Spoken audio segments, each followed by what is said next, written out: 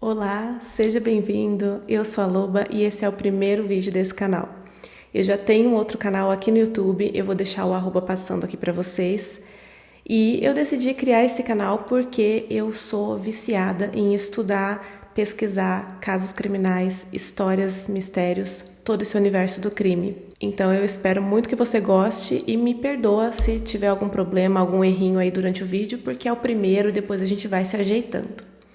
Bom, o caso que eu decidi estudar para dar início a esse canal é o do Ed Kemper, um SK e necrófilo dos anos 70, e esse caso me chama muita atenção porque o Ed Kemper era uma pessoa extremamente inteligente. Era não, é porque ele ainda está vivo, com 75 anos e um QI de 145, quando somente 1% da população possui QI acima de 136. E eu acredito que ele poderia ter usado essa inteligência toda para fazer coisas incríveis, mas talvez a história, a maneira como as coisas aconteceram na vida dele, a infância, levaram ele a tomar um rumo diferente. Então, vamos lá. Nessa noite eu vou contar uma história para você. Vinheta.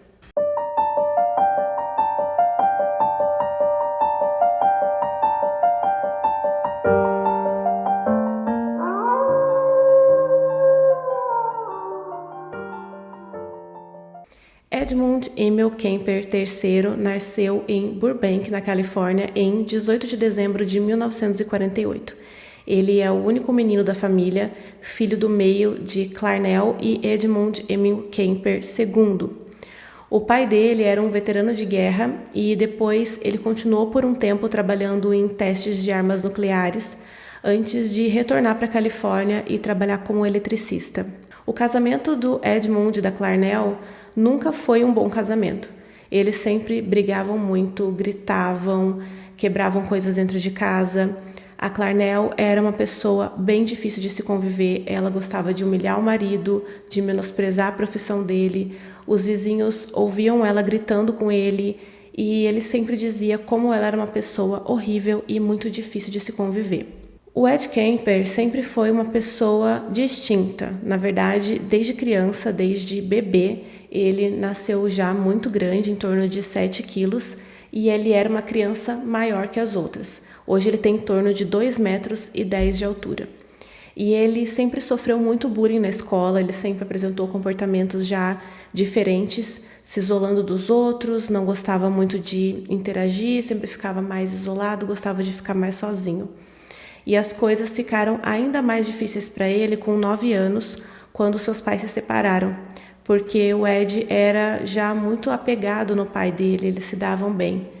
E com a mãe, a história era bem diferente. Quando os pais dele se separaram, ele, a mãe e as 2 irmãs se mudaram para Montana.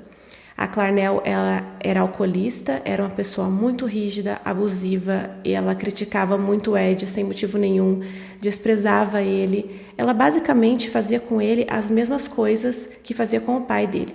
Chamava ele de inútil, diminuía muito ele, sempre que ele mencionava alguma garota, ela dizia o quanto ele era feio, que ele nunca conseguiria ninguém na vida. Ela achava que o pai dele era um homem muito mole e que o Ed tinha que ser criado assim, com essa dureza toda, não podia receber carinho, não podia receber afeto, porque senão ele acabaria se tornando gay. Para vocês verem como que era tóxica essa relação dos dois. Ela sempre humilhando ele, falando das características físicas, da altura. Ela criticava ele em tudo, ela implicava com tudo. Então, basicamente, ela destruiu a autoestima do próprio filho. E aí o comportamento dele começou a ficar cada vez mais estranho. Nas próprias entrevistas que eu pesquisei aqui no YouTube, se você pesquisar você vai achar também, ele conta que ele fazia de tudo para ficar longe da mãe. Ele não queria voltar para casa, ele não queria voltar da escola, ele ficava enrolando na rua. E eu não sei porque eu não achei essa informação, mas ele disse que o tratamento era bem diferente com ele, era bem diferente com as irmãs dele, porque ele sempre era punido por coisas bobas. Ela implicava até com o jeito que ele escovava os dentes. E eu acredito que seja verdade porque com 10 anos a Clarnell obrigou o Ed a viver no porão da casa. porque ela disse que ele era estranho e que ele podia fazer algo contra as irmãs. Então, todas as noites, ele ia para o porão para dormir, enquanto a mãe e as irmãs dormiam na parte de cima da casa. E ele disse que sentia muito medo de ficar ali, era um lugar muito escuro, sem janelas, ele escutava barulhos a noite toda e ficava imaginando milhares de coisas horríveis. Disse que não entendia o porquê que ele era obrigado a viver assim, enquanto as irmãs viviam na parte de cima normalmente. E é de se esperar, né, que uma criança de 10 anos sinta isso e sinta esse medo todo, porque até eu, adulta, sentiria medo de dormir no porão. E o comportamento do Ed foi assim, só escalando para pior. Ele começou a ter brincadeiras estranhas com as irmãs, de se contorcer fingindo que estava numa cadeira elétrica ou numa câmara de gás. Muitas brincadeiras envolviam a morte. Ele decepava a cabeça das bonecas delas, cortava em vários pedaços. E numa das entrevistas ele disse que isso não tinha nada a ver, que era só uma brincadeira. E ele só fez isso porque a irmã quebrou um brinquedo dele. Então foi meio que uma vingança. Uma coisa que uma criança normal faria. E aí, gente, o que vocês acham? Eu não sei, porque tudo era muito estranho com ele, até que esse fascínio que ele tinha pela morte fez com que ele matasse o gatinho da família. Ele enterrou o gatinho vivo, ele esperou um tempo, depois desenterrou e cortou em várias partes e deixou espalhado no quintal. Quando a mãe dele perguntou o que tinha acontecido, ele mentiu e ele disse que gostou de ter feito isso, de ter feito uma coisa muito grave e mentir para se safar. Depois, com 13 anos, ele matou outro gato da família com uma faca, só que dessa vez ele deixou algumas partes do gato para dentro do seu armário. E a Clarnell descobriu e dessa vez ele apanhou muito. Então o Ed continuou com esses comportamentos estranhos, ele tinha uma relação ruim com as irmãs também, não só com a mãe. A mais velha tentou empurrar ele na frente de um trem uma vez, depois ela empurrou ele numa piscina, ele quase se afogou e ele também nunca teve muitos amigos, não gostava de levar ninguém em casa, até porque ele não queria, né, que ninguém descobrisse que ele morava no porão e que a mãe dele tratava ele tão mal assim. Imagina você ser xingado, humilhado na frente dos seus poucos amigos, porque a mãe dele fazia isso mesmo. Ela xingava ele na frente dos outros. Uma coisa que a irmã dele contou, que ficou marcada para ela, foi um episódio quando ele tinha por volta de 14 anos de idade. A irmã estava provocando ele, tirando sarro, e perguntou se ele beijaria uma das professoras que ele gostava. E ele disse que se ele fosse beijá-la, ele teria que matá-la primeiro. E foi nessa época também que ele começou a realmente fantasiar em tirar a vida de alguém, principalmente da própria mãe. Ele disse numa das entrevistas que ele a odiava muito, que ela era uma mulher desprezível, raivosa, mas que ele queria conseguir amá-la. Então, pela convivência ser muito difícil, né, com as três, com a mãe, com as duas irmãs, e ainda com essa raiva toda que vinha crescendo, com esses pensamentos sobre a mãe, o Ed decidiu ir atrás do pai dele, porque aparentemente ele só se separou da mãe do Ed e sumiu. Ele não visitava os filhos nem nada. Quando o Ed encontrou o pai, ele já tinha se casado novamente, a madrasta dele tinha um filho de 16 anos e ela estava grávida, né, do pai do Ed. Então não foi muito o que ele esperava, né? O pai ele já tinha uma outra família completa, né? Ele estava vivendo lá a vida dele. Mas mesmo assim a relação dos dois ainda era boa e o pai dele recebeu ele muito bem e ele começou a se sentir melhor com os pensamentos sombrios que ele tinha, né? Começou a diminuir isso aí. O pai dele era bom para ele. Só que ele ficou muito pouco tempo na casa do pai, em torno de 30 dias. E esse tempo que ele ficou lá, ele disse que foi o suficiente para ele sentir coisas boas, para ele começar a ter sentimentos, sensações que ele nunca tinha experienciado. Uma esperança de uma vida melhor. Só que a relação com a madrasta e com o filho da madrasta não era a mesma. Ele tinha ciúmes do pai, ele queria mais atenção, ele queria que fosse só os dois, e isso começou a criar atritos dentro da casa. e algumas situações bem estranhas também. A madrasta dele disse que ele sempre ficava encarando ela muito, com um olhar estranho.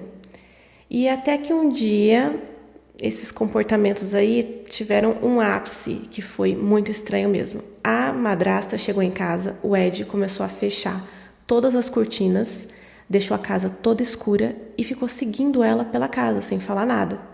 Ela ficou com muito medo e aí o filho dela acabou pegando um martelo e expulsou o Ed de casa. Aí o pai do Ed não queria mandar ele de volta para a casa da mãe, porque sabia como que era horrível a relação dos dois, né? E como ela era uma mulher muito ruim, e mandou o Ed para a casa dos avós paternos, numa fazenda que eles moravam, que era numa região mais afastada da cidade. Então lá vai o Ed se mudar novamente, porque ele não se encaixava em lugar nenhum. E esse aqui é o momento em que as coisas vão para um outro nível na vida dele. Porque simplesmente a avó paterna, ela tinha muitos comportamentos parecidos com os da mãe dele. Ela queria confrontá-lo o tempo todo, ela falava que ele era estranho, que ele tinha algo ruim dentro dele e também ele disse que ela tirava a virilidade dele.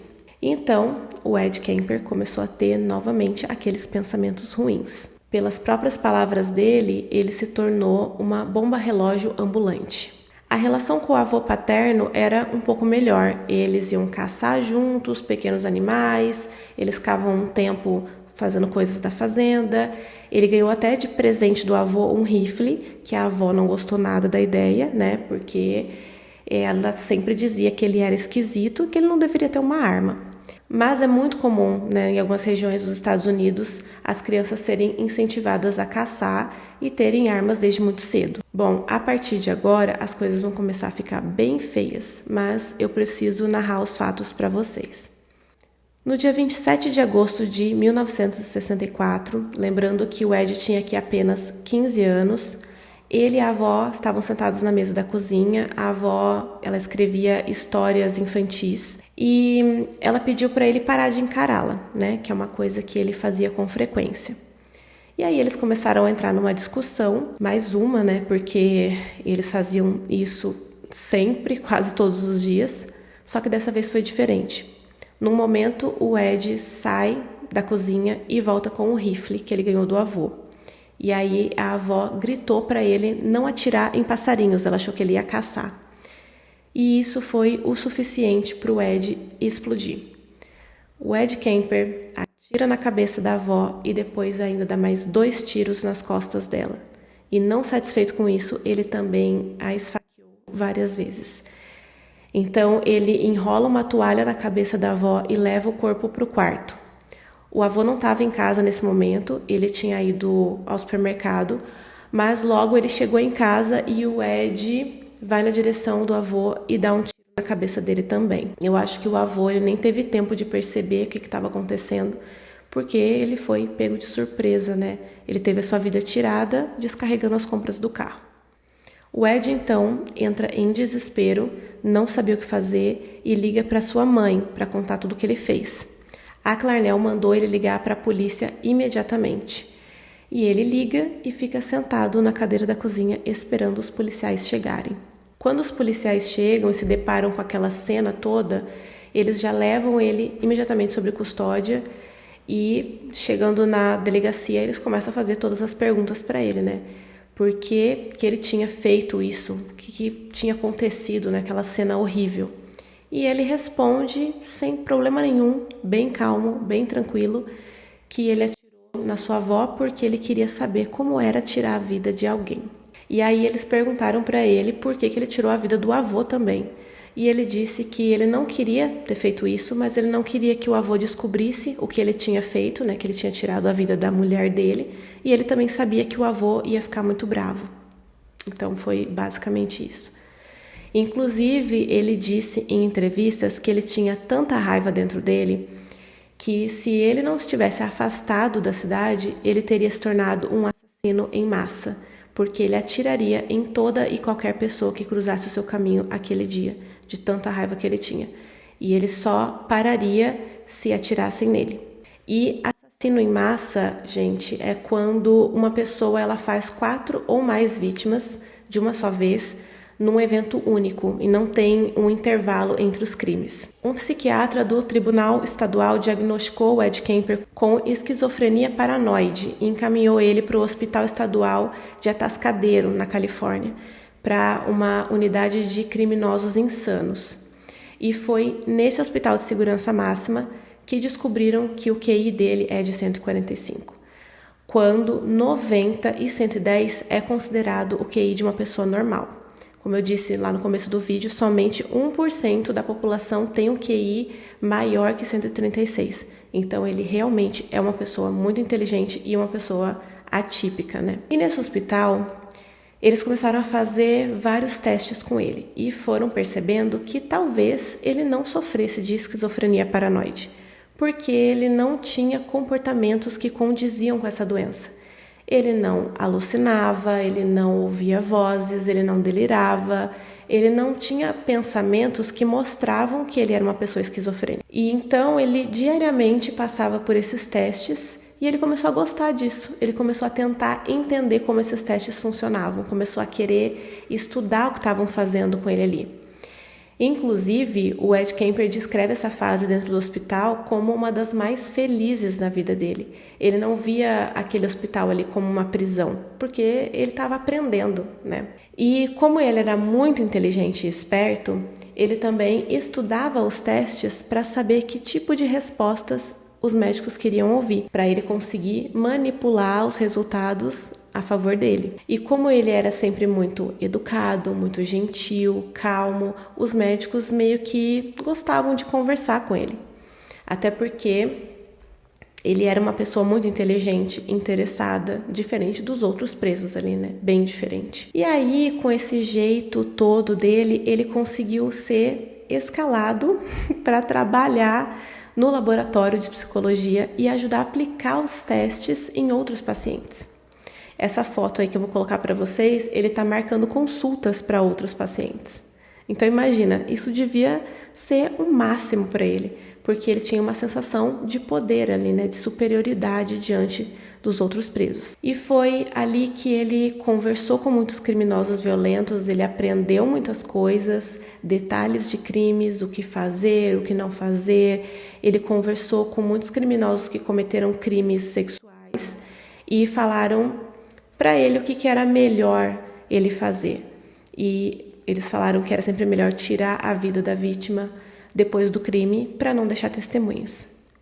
E aí ele começou a fantasiar o que ele faria quando ele saísse dali, porque ele se achava muito mais esperto que os outros. Ele acreditava que eles só tinham sido pegos porque eles deixaram evidências, atacaram pessoas conhecidas, mulheres em lugares públicos, e ele não cometeria esses erros. Ele ganhou tanto a confiança dentro desse hospital que deixaram ele frequentar uma escola ali perto. Olha este absurdo. Um cara, realmente, ele tinha uma lábia assim impressionante. Então ele estava ali estudando, ganhando todo o conhecimento que ele precisava para sair dali e cometer novos crimes. Essa era meio que a escola dele. Inclusive, ele memorizou as respostas dos testes para gabaritar e ser aprovado no quesito sanidade. Ele tinha acesso a tudo, gente. Aos testes, às conversas íntimas com os médicos. Eu acho que eles meio que foram esquecendo quem que ele era de verdade, né? O que ele tinha feito. Então, em dezembro de 1969, com 21 anos, ele foi liberado desse hospital.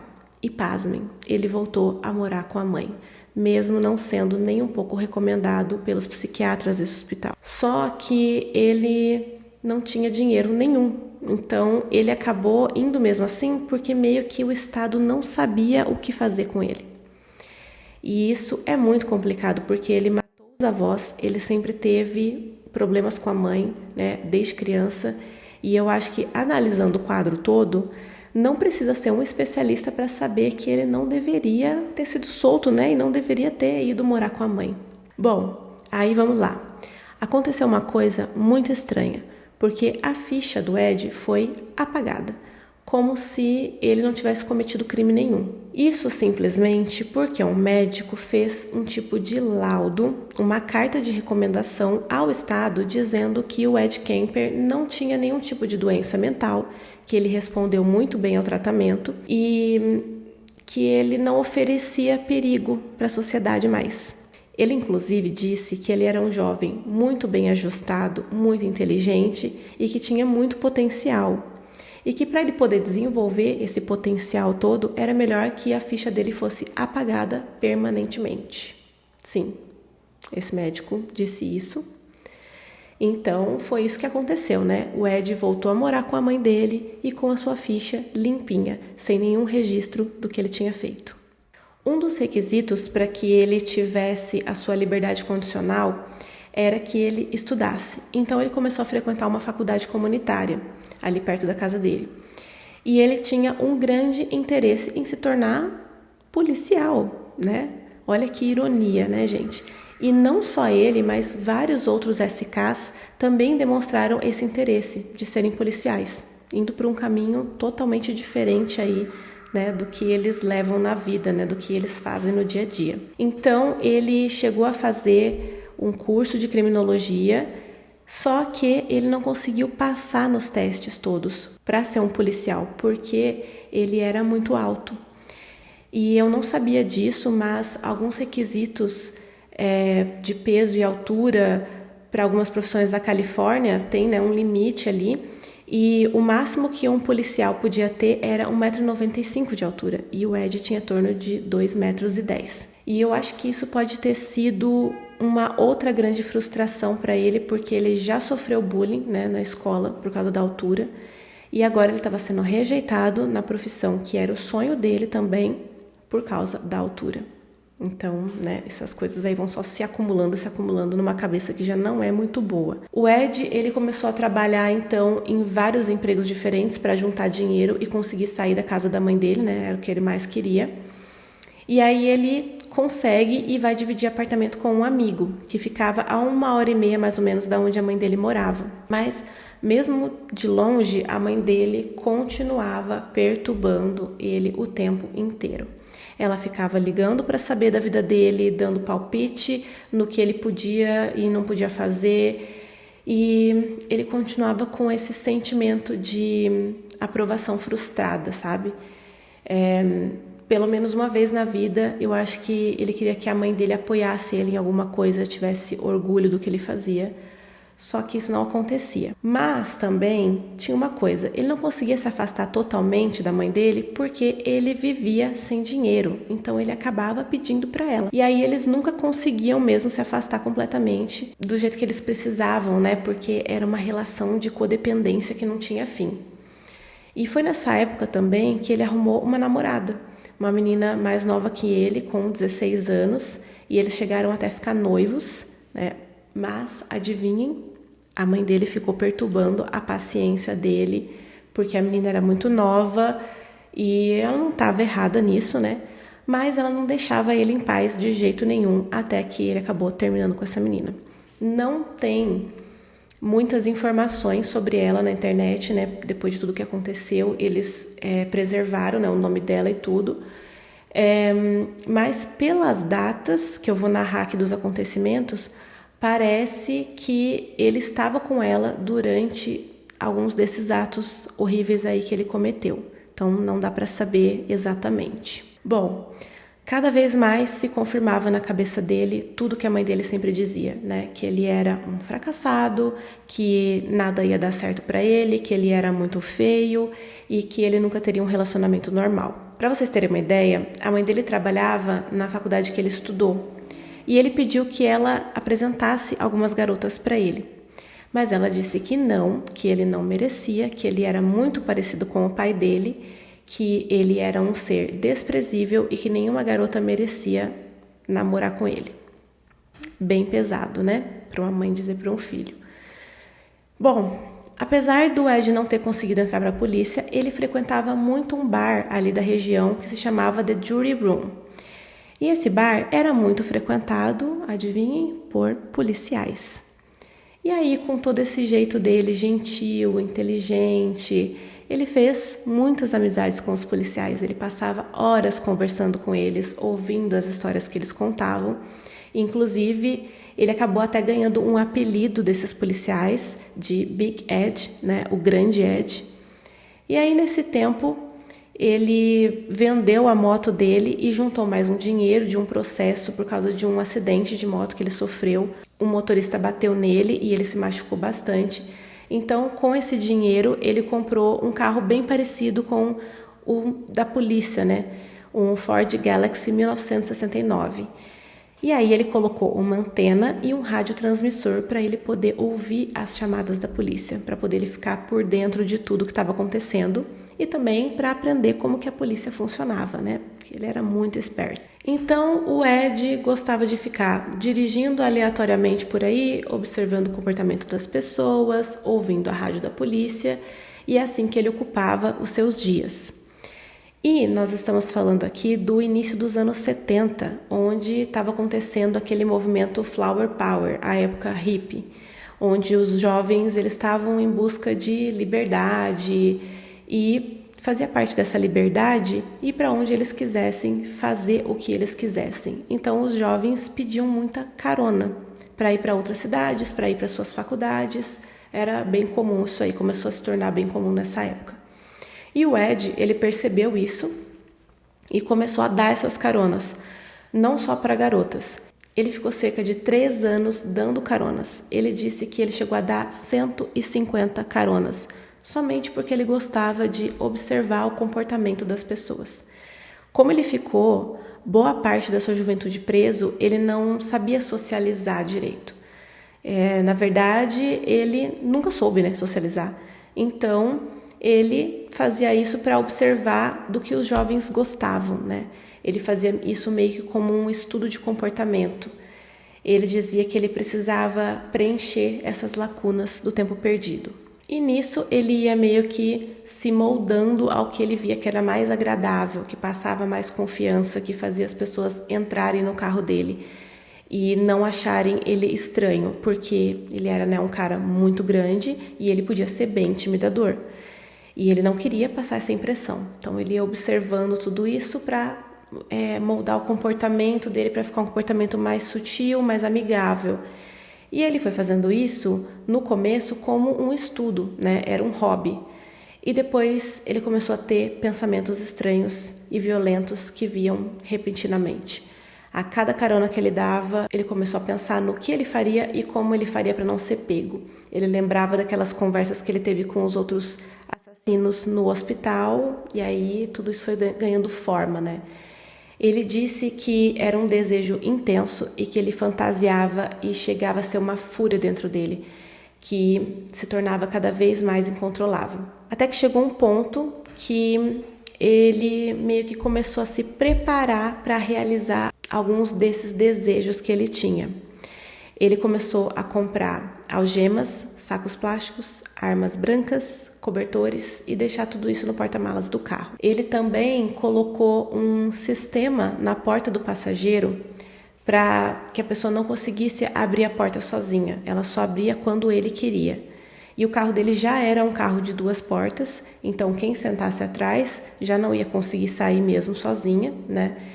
E ainda ele fez esse esquema aí para garantir que ele conseguia prender as pessoas ali dentro, que só ele conseguisse abrir a porta. Então, no dia 7 de maio de 1972, Ed Kemper começou a colocar os seus planos em ação.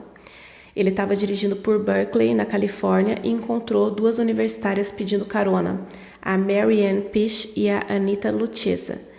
Elas estavam indo para a Universidade de Stanford e ele disse que as levaria. Obviamente, ele começou a pegar um caminho diferente e aí quando elas perceberam, né, elas perguntaram para ele se era isso mesmo, que estava acontecendo alguma coisa estranha. Ele disse que não, que estava tudo bem, que ele conhecia muito bem a região por causa do trabalho dele, né? Ele trabalhava no departamento de rodovias. Então ele tranquilizou as meninas ali, com aquela calma, né, de sempre. E aí ele continuou dirigindo por mais 1 hora até chegar numa região de mata.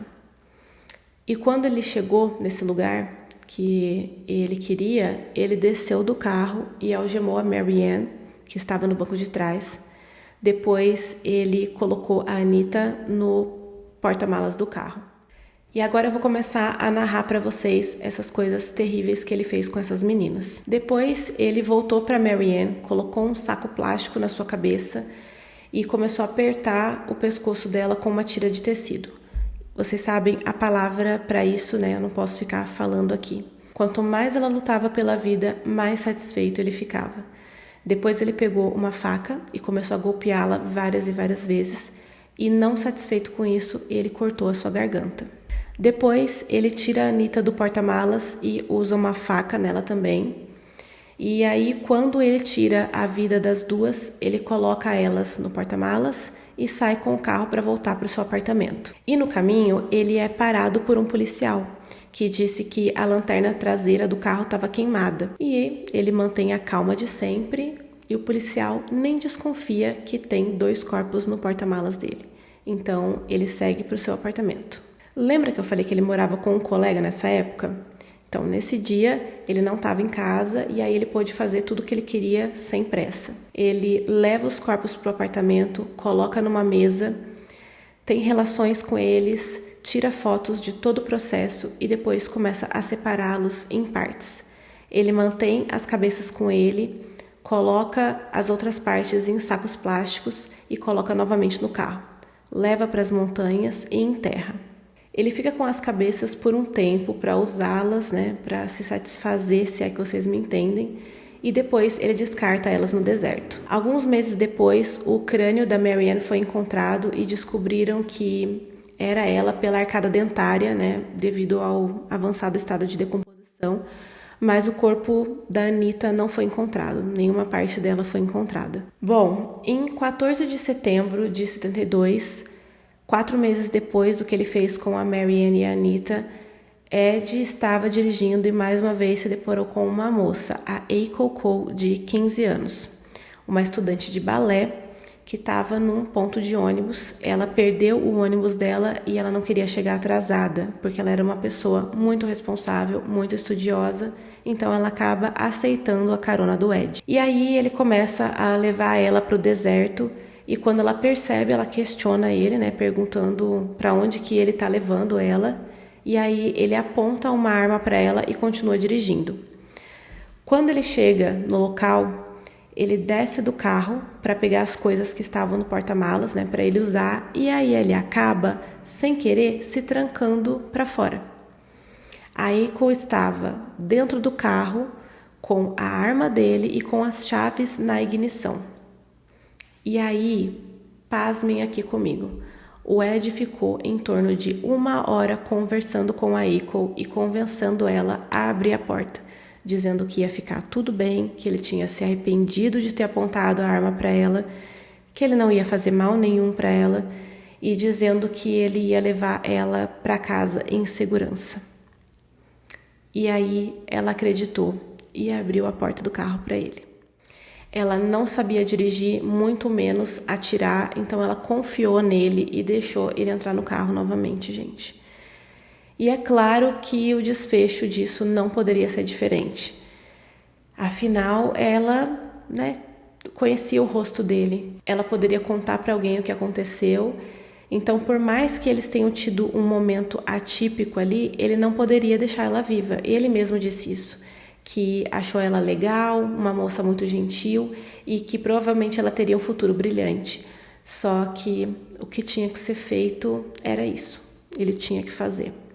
Então ele entrou no carro, tapou a boca dela e o seu nariz e fez isso até ela ficar inconsciente. Depois ele violou seu corpo com ela ainda viva e assim ele terminou de tirar a vida dela apertando o seu pescoço. E aí ele repetiu a mesma coisa que ele fez com as outras 2 meninas, colocou no porta-malas, levou para casa, separou o corpo, colocou em sacos plásticos e descartou no deserto. Os pais da Eiko deram parte do desaparecimento dela imediatamente, porque ela era uma menina muito responsável, ela fazia tudo certinho, então eles sabiam que tinha acontecido algo de errado. Eles colocaram cartazes por todo canto, mas nada nunca foi encontrado.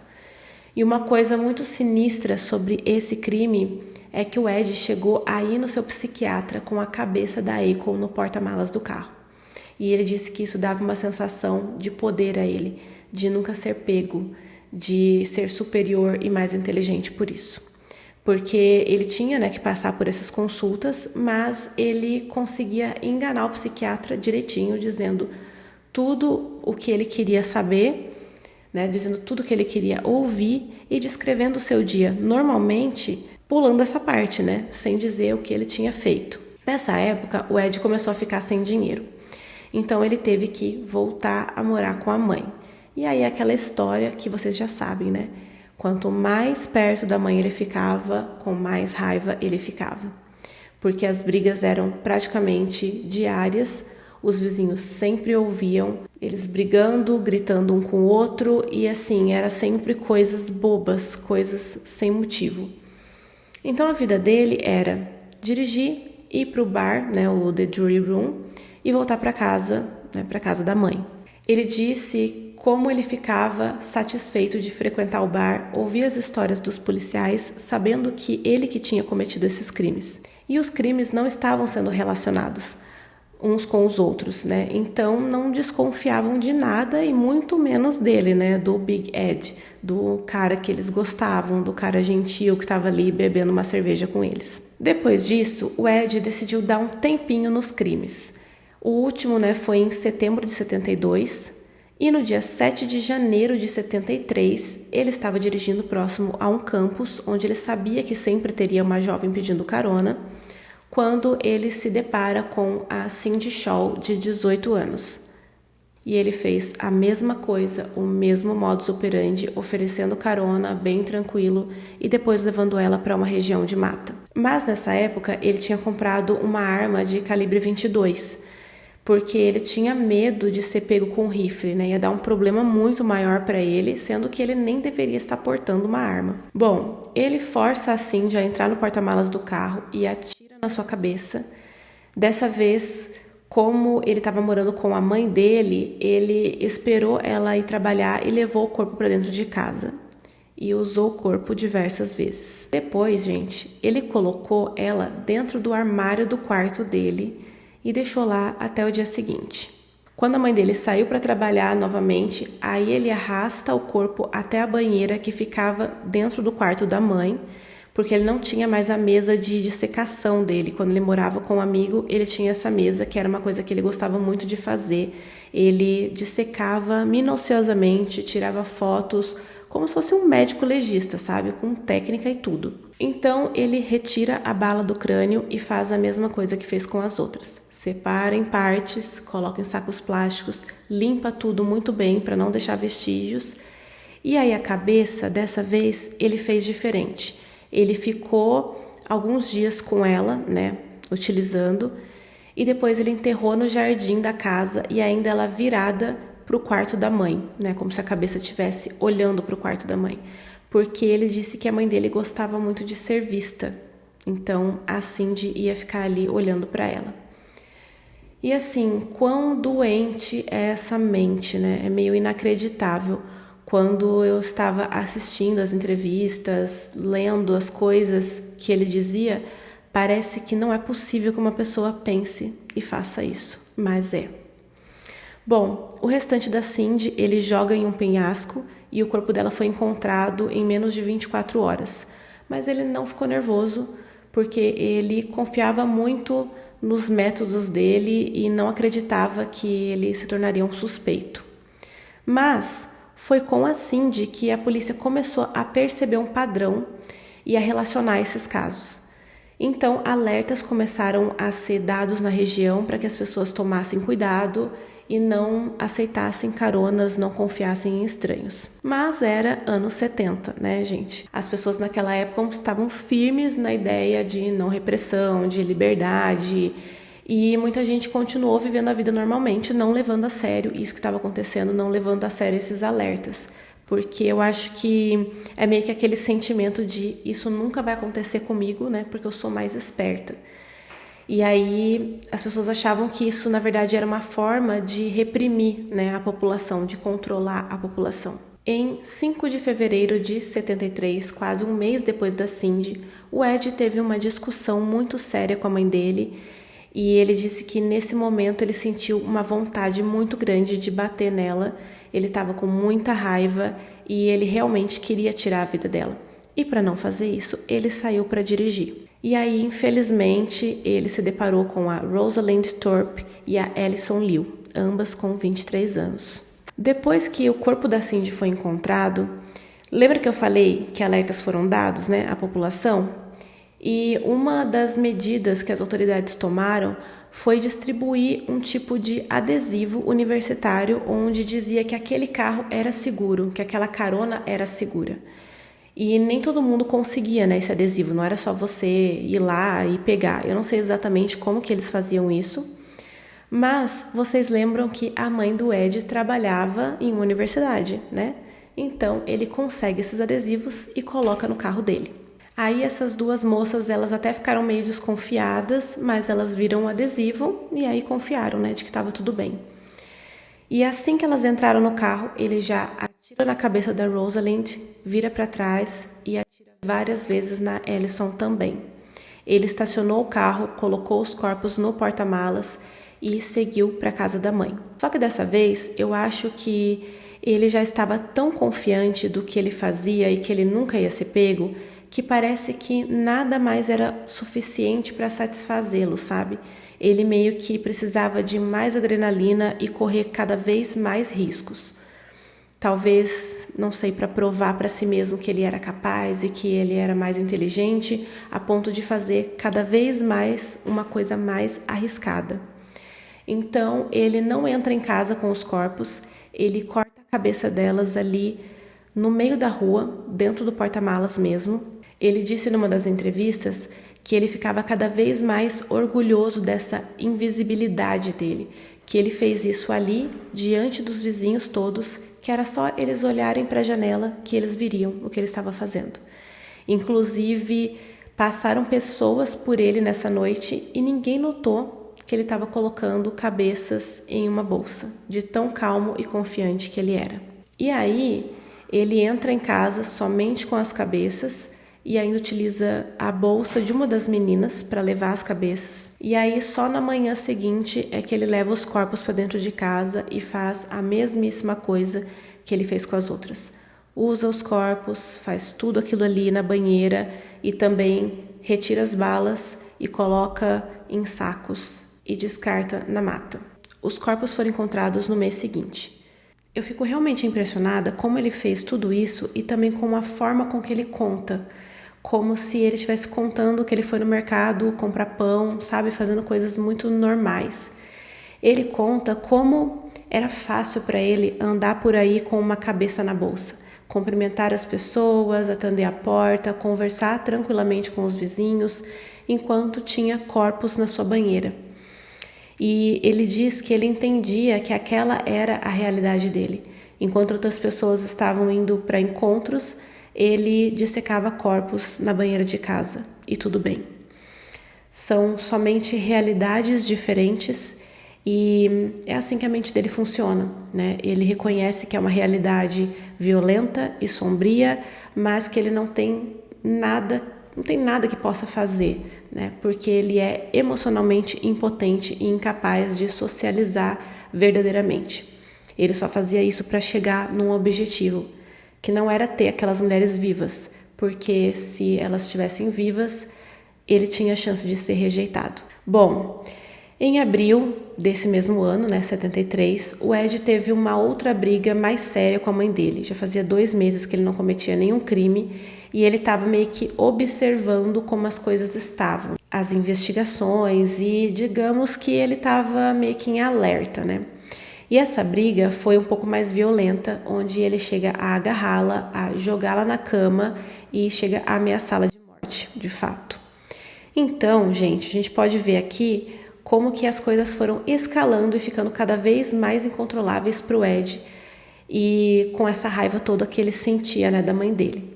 Então, nesse ponto aqui, ele disse que tudo aquilo precisava parar, ele precisava resolver as coisas com a mãe dele para que nenhuma garota mais tivesse que morrer. para que ele não precisasse mais descontar em mais ninguém. E ele ficou pensando nisso a semana toda, que aquele era o momento, ele não aguentava mais porque ele sabia que não teria fim. Ele continuaria matando garotas para, digamos, saciar a vontade que ele tinha de matar a mãe dele. Então, ele decidiu que tinha que tirar a vida da mãe dele naquele final de semana. Era 20 de abril de 73, a Clarnell tinha 52 anos e ela tinha chegado numa confraternização na faculdade onde ela trabalhava. Ela tinha bebido um pouco e aí ela foi para o seu quarto e dormiu. Algumas horas depois, ela acorda, ela já está um pouco melhor e ela começa a ler um livro.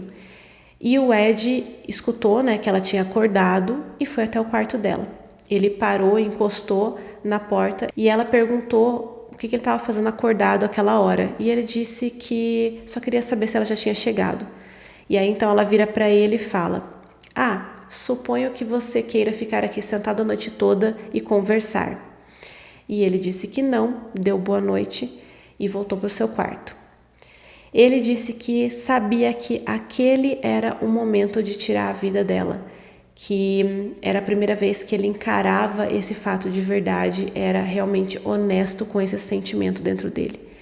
E, no fundo, ele ainda tinha uma esperança de que ela dissesse alguma coisa ali naquele momento que impedisse ele de fazer aquilo, que fizesse ele mudar de ideia, mas que ela só foi a mesma mulher desprezível de sempre. E ele até chora nas entrevistas quando ele fala isso, dá a impressão de que ele não queria mesmo fazer aquilo, mas que ele achava que tinha que ser feito. Ele disse várias vezes, em várias entrevistas, que ele amava ela, mas que era impossível o relacionamento deles ser agradável e amoroso. Então era um misto de amor e de revolta pelo que deveria ser uma relação de mãe e filho, pelo que ele esperava dela, mas o que ele sabia que seria o fim, né, diante dessa fúria toda que ele sentia. E ele disse também que ele não culpa ela da própria morte, mas que realmente nunca sairia nada de bom da boca dela quando se referia a ele. Então o Ed voltou para o seu quarto, esperou algumas horas até que ela dormisse, depois ele volta para o quarto dela com um martelo e a golpeia várias e várias vezes. E aí ele corta a cabeça dela, né, o mesmo ritual que ele fazia com as outras vítimas. E tudo tá bem pesado, né, até agora, e com a mãe do Ed não seria diferente. Então vocês me desculpem, mas eu preciso narrar o que é que ele fez. Ele então coloca a cabeça da mãe numa estante e grita com ela por bastante tempo. Depois ele atira dardos na sua cabeça e aí depois ele usa a cabeça dela também como fez com as outras meninas. Mas ele disse que ele ainda continuava ouvindo ela gritar com ele. Então ele retira a língua e a laringe e joga no triturador da cozinha. Só que o triturador ele emperra, não consegue triturar e aí joga tudo aquilo de volta em cima dele. E aí ele disse que isso foi até uma ironia, porque justamente o que ela usava para agredir ele, para humilhar ele, que era a voz dela, ele não conseguiu destruir, mesmo depois dela estar morta. Depois disso tudo, o Ed tem a ideia de ligar para a melhor amiga da mãe, a Sally Wallet, e convidou ela para um jantar surpresa. E aí ele escondeu o corpo da mãe no guarda-roupa até que a Sally chegasse. Quando ela chegou, ele de imediato já deu uma pancada na sua cabeça, depois apertou seu pescoço até ela perder a vida. Retirou a cabeça e colocou o corpo dela na cama. E aí depois ele escreveu um bilhete e colocou ao lado do corpo da mãe. Abre aspas. Nem desleixado, nem incompleto, senhores. Apenas falta de tempo. Muitas coisas para fazer, aproximadamente 5h15 de sábado.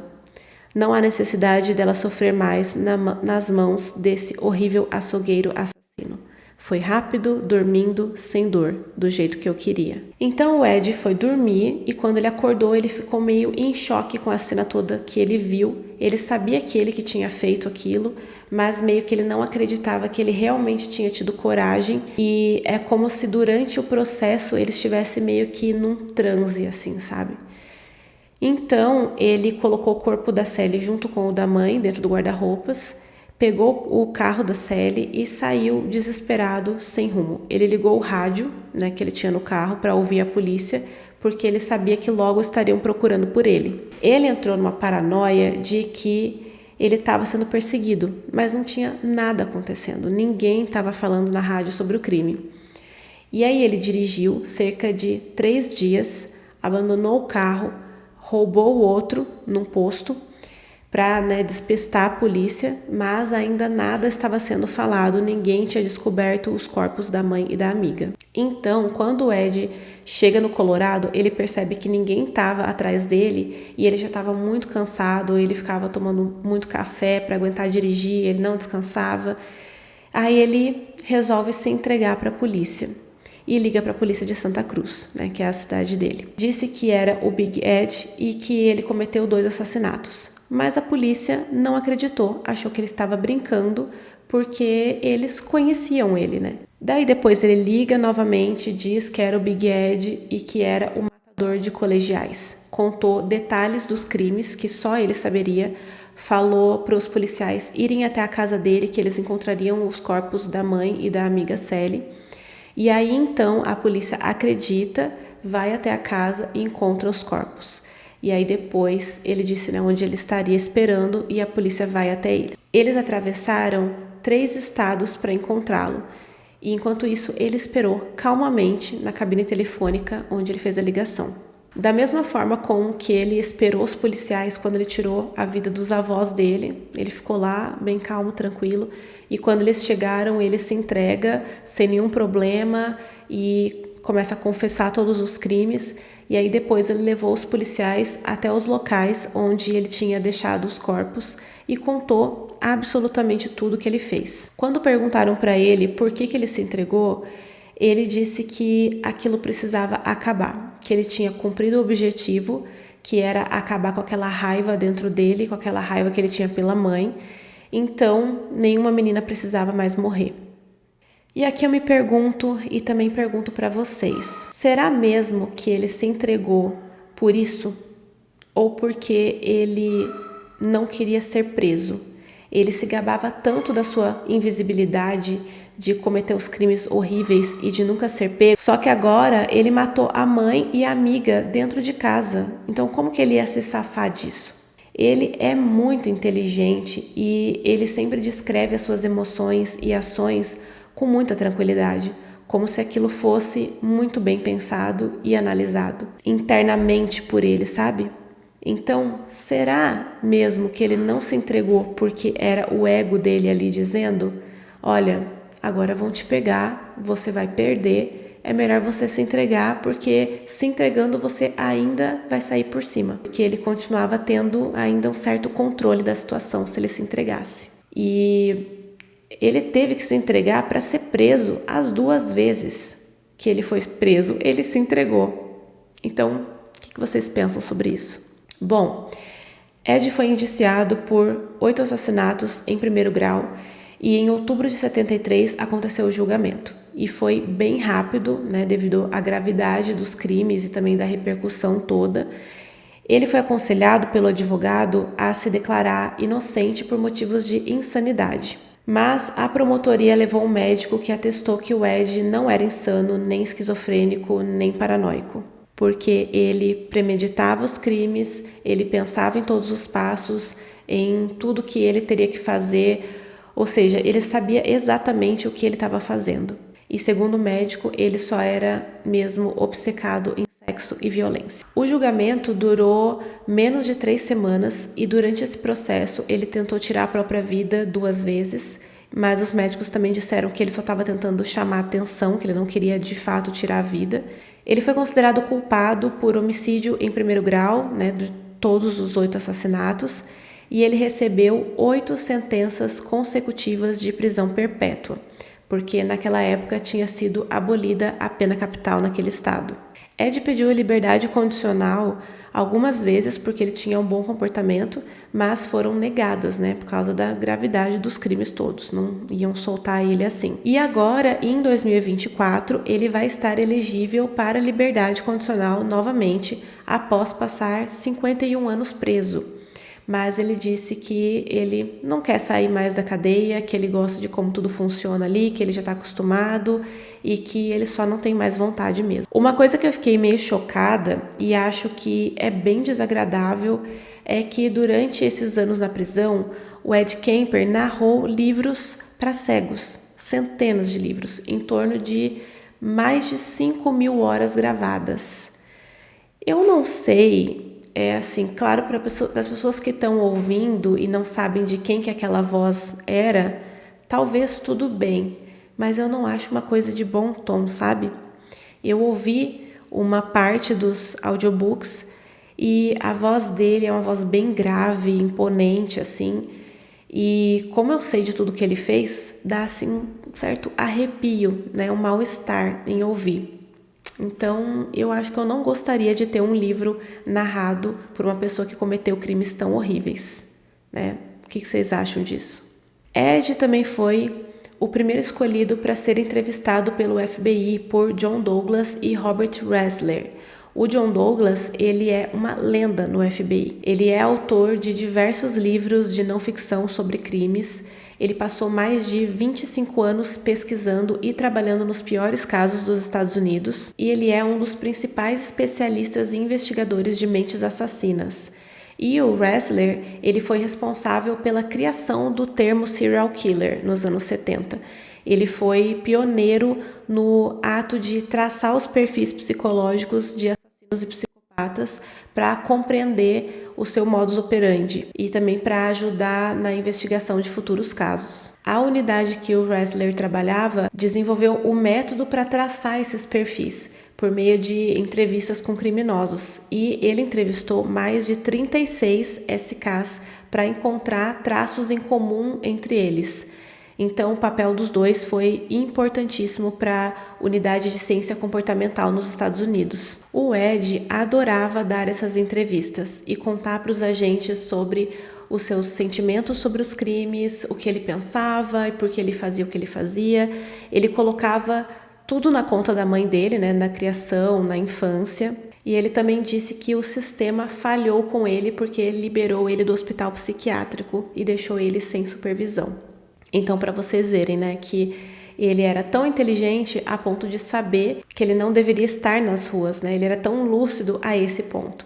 Mas, né, como a liberdade foi dada para ele, então ele fez tudo o que ele fez. Ele também contou sobre os troféus que ele gostava de colecionar.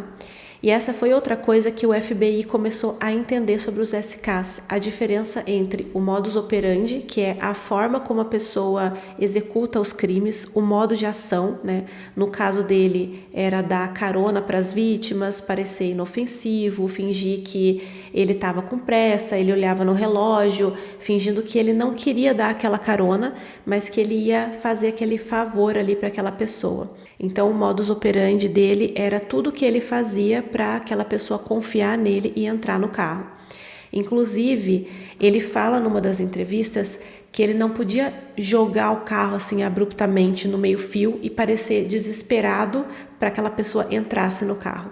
Ele até usa a seguinte frase: eu não poderia parecer que estava babando em cima daquela pessoa. Eu tinha que parecer um empresário que estava com pressa, que estava indo para algum lugar fazer alguma coisa. Outra diferenciação é a assinatura, que é o que o SK faz em todos os crimes, uma característica específica daquele SK. Por exemplo, no caso do Ed Kemper, era retirar a cabeça, guardá-la, usá-la depois. Ele fez isso com todas as vítimas, né, exceto os seus avós. E os troféus são os objetos, partes das vítimas que eles guardam como uma forma de lembrança para eles se orgulharem do que eles fizeram depois e até para eles conseguirem lembrar da sensação, daquele sentimento que foi o ato, né, que eles cometeram. O Ed, ele guardou o lenço da Eiko, o sutiã da Rosalind e a carteirinha de estudante da Alice.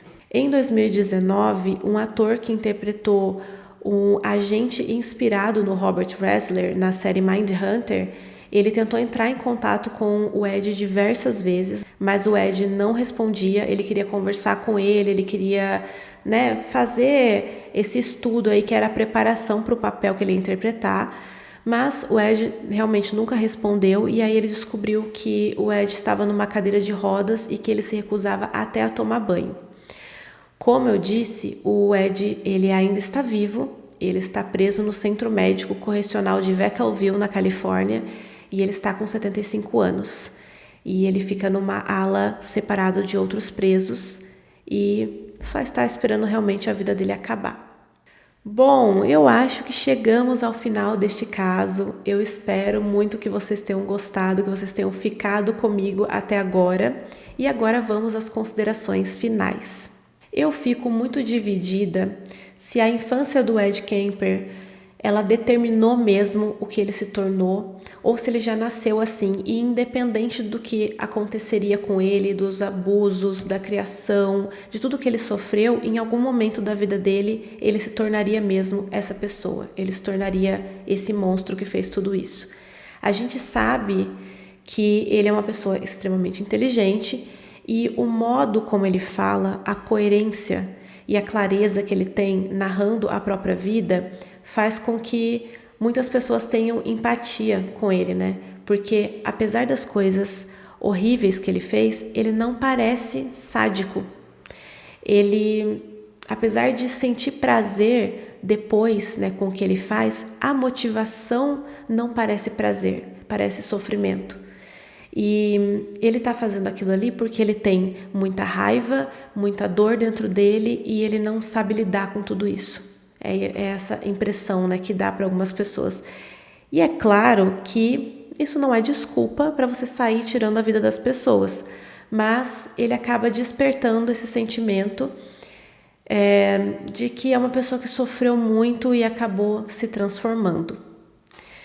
Mas, por outro lado também, ele é muito inteligente, ele tem um poder de convencimento muito grande. E ele tem um jeito de falar com as pessoas, ele sabe o que as pessoas querem ouvir. Então, isso tudo pode ser uma máscara para tirar a culpa de si próprio, sabe? De coisas que, na verdade, ele já queria fazer, mas ele coloca a culpa toda em cima da mãe e do tratamento que ele teve, para tirar mesmo a culpa de cima dele mesmo. Eu fico bem dividida quanto a isso. Até o próprio John Douglas, inclusive, disse que gostava dele, que era impossível não gostar porque ele era gentil, sensível e porque ele tinha um ótimo senso de humor. Então, os médicos, os policiais, os agentes, meio que todo mundo acabava gostando dele em algum momento, porque ele tinha esse jeito de falar gentil, educado, não era perturbado, não era desconexo com o que ele falava. Ele não parecia uma pessoa louca, descontrolada, apesar dos atos descontrolados. Não é interessante isso? Como que tudo isso funciona e tudo isso é muito estranho? Ele foi rejeitado e humilhado a vida dele inteira pela mãe. E será que ele não percebeu que sendo inteligente, sendo educado, ele cativa as pessoas e aí ele tem uma certa aprovação, um acolhimento que ele sempre esperou receber? Então, esse é o questionamento que eu deixo aí para vocês. Me digam o que vocês acham sobre o Ed Kemper, sobre toda essa história. Bom, e agora eu vou indo. Muito obrigada por estar aqui. Não esquece de deixar o seu like para me apoiar, para mostrar que você gostou desse vídeo. Não esquece também de se inscrever no canal, porque é bastante importante. Eu adorei montar esse caso e eu tô empolgadíssima pelos próximos. Então vamos construir essa alcateia juntos, tá bom? Então, um beijo para vocês e até o próximo vídeo. Tchau!